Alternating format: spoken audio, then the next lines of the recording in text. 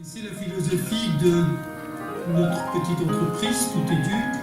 C'est-à-dire que nous ne sommes pas là pour dire le vrai, nous sommes là pour donner la parole à ceux qui tentent de dire leur vérité. Bonjour Anne Coffinier. Oui, bonjour. Vous êtes directrice générale de la Fondation pour l'école. Vous venez de participer à une table ronde organisée par Tout Éduque, en fait une table ronde avec Philippe Mérieux. Le thème de ce débat, c'était à quoi sert l'école ? Comment vous l'avez vécu ce débat ? Ouais, ça m'a beaucoup plu. Évidemment, je connais assez bien l'œuvre de Philippe Mérieux, qui est très, très riche. Et on a, je crois, beaucoup de constats partagés sur l'état décevant de l'école publique. On a aussi beaucoup d'attentes à son égard, lui comme moi. Simplement sur les modalités pour arriver à combler ces attentes et dépasser ces frustrations, eh bien, nous sommes différents. Lui, tout en reconnaissant toutes les raisons pour lesquelles ça va probablement pas marcher, dit il faut que ce soit dans le cadre de l'école publique, absolument, qui est la seule maison commune en quelque sorte. Et moi je pense que pour faire évoluer le système, il y a besoin d'un aiguillon, d'un stimulus extérieur qui est plus efficace, qui est le stimulus des écoles indépendantes. Ces écoles indépendantes ne prétendent pas remplacer le système, loin de là, mais elles prétendent avoir une sorte de vent de fraîcheur, être des lieux d'expérimentation, des lieux où on peut faire autre chose, montrer, en ouvrant les portes, en disant regardez, venez, voyez, inspirez-vous si ça vous plaît, changez les choses si vous voulez dans vos propres classes. Et c'est un lieu en tout cas qui est beaucoup plus mobile, qui est beaucoup plus agile comme on dit aujourd'hui. Et qui donc est au service de tous. Et je crois que c'est cette différence-là entre Philippe Mérieux et moi qui m'a paru la plus saillante. Sinon, nous partageons beaucoup de constats vraiment de la situation et des raisons de cette situation. Alors, vous parlez d'aiguillon. Il a repris cette expression en disant en fait l'aiguillon, moi je pense qu'il faut qu'il soit dans l'école publique, tout en reconnaissant que dans les écoles que vous regroupez, c'est essentiellement la forme scolaire qui fait un petit peu la différence avec le système de l'école publique. Le discours de Philippe Mérieux, sans le caricaturer, c'est un discours qui dit il faudrait que ça se passe dans l'école publique. Mais moi je dis pas autre chose. Je suis un pur produit de l'école publique. Je ne vois pas pourquoi je ne voudrais pas moi aussi que ça se passe dans le cadre de l'école publique. Le problème, c'est que je suis réaliste. Ça ne se passe pas, ou ça ne se passe pas assez, ou de manière trop marginale. Bien sûr, il y a des lycées autogérés, bien sûr, il y a des classes d'expérimentation, mais force est de constater que ça ne diffuse pas.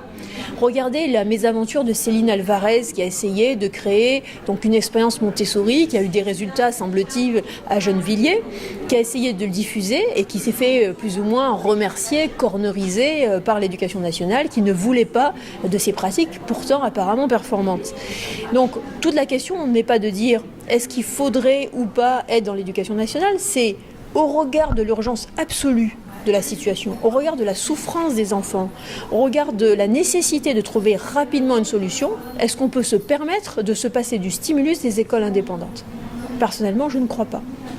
Alors, à quoi sert l'école ? Vous dites vous-même, c'est une question qui n'est que rarement, voire quasiment jamais posée, y compris par l'institution scolaire. Pourquoi, selon vous ? Oui, alors ça, c'est un point commun avec Philippe Mérieux. Lui-même dit que c'est un grave problème démocratique que la question de la finalité ne soit jamais traitée. Eh bien, la réponse, il l'a donnée, et je peux la donner aussi, c'est qu'on est dans une société qui est post-holistique ou post-unanimiste, et qu'en réalité, plus personne n'est d'accord sur ce qu'est la vérité, ce qu'est le sens de la vie, ce qu'est un homme, ce qu'est une société. En fait, on est d'accord sur à peu près rien. Et étant d'accord sur rien, on ne peut pas avoir en réalité une solution unique. Tout simplement parce qu'on n'est pas d'accord. Et donc, on ne peut pas dire quelle est la finalité puisqu'on n'est pas d'accord. Donc, on met de côté la question de la finalité, on se concentre sur les modalités, sur les moyens, mais c'est forcément voué à l'échec, puisque des moyens qui ne sont pas au service d'une fin ne peuvent pas réussir.